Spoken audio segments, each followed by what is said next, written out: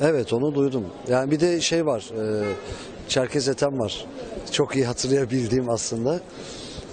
Duydum ama çok bilgi sahibi değilim. Çerkez soykırımı. Tabii Ruslar yapmışlar bunu zamanında. Anladın mı şeyde? Kuzey şeyde, Karadeniz'de. Yani şu andaki ismine neydi oranın? Orada çok muazzam bir soykırım yapmışlar. Bu gerçek bunu. Tarihte yazıyor. Bunlar belgelerden sabittir. Soykırım yapılması Çerkezlere karşı. Soykırımla ilgili duydum ama hatırlamıyorum, biliyorum. Tarihle ilgilenmiştim de hatırlamıyorum şu an. Çerkez soykırımıyla ilgili duymadım da Tatarlarla ilgili duydum. Duydum. Hani çok bilgim yok. Hani şu an utanç duyuyorum buna. İşte Kırım Türkleri ile beraber gelenleri tanıyorum ben. Kırım Türkleri ile çok acılar çekmişler. Bir takım akrabaları orada kalmış, bir takımları burada kalmış. Çerkez öyle bir şey duymadım. Hayır ama yapıldıysa bile Karadeniz bölgesinde olduğunu düşündüğüm için Ruslar tarafından yapılmış olabilir.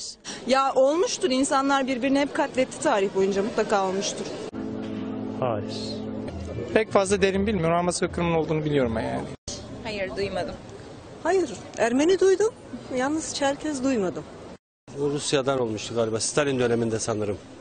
Vallahi duymadım. Çerkez değil de başkalarının soykırımını duydum. 1800-1900 Osmanlı döneminde bir Çerkez isyanı olduğunu biliyorum. Hatta Çerkez İsmail olması. Tarih bilgim biraz Çerkez Ethem, pardon. Çerkez Ethem, doğru. Aynen. Tek fazla bilgim yok ama. Duydum. Karadeniz üzerinden yürüyerek geldiklerini biliyorum. Duydum.